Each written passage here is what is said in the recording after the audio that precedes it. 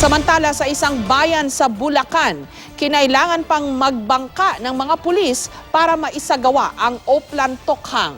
May kakaiba rin silang gimmick. May exclusive report si Marisol Abduraman.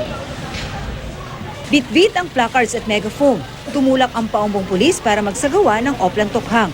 Pero hindi sa pulis mobile, kundi sa bangka sila sumakay. Ang target kasi nilang barangay nasa isang isla. Lahat ng mga hindi pa sumusuko, kami po ay lumalapit sa inyong mga puso. Bukod sa panawagan, ang paalala sa publiko, idinaan din sa kanta. May tatlong adik akong nakita, mataba, mapayat gumagamit. Kaya naman naglabasan ang mga residente para makita ang mga pulis. At habang nag-iikot sa barangay Binakod, tila hinaranan ng mga pulis ang mga residente. Kinatok ang bahay ng isa umunong nasa drug watch list ng barangay.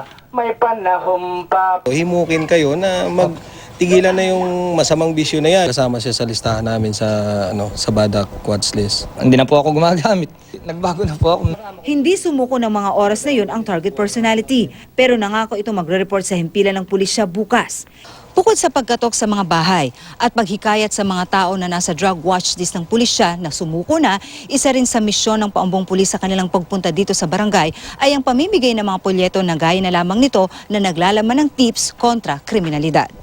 Sasakay pa kami ng bangka para makarating po kami rito. Pang sa ganun, maging aware sila doon sa mga kriminal.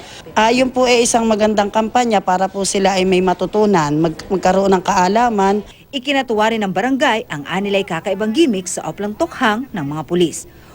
Marisol Abduraman, GMA News.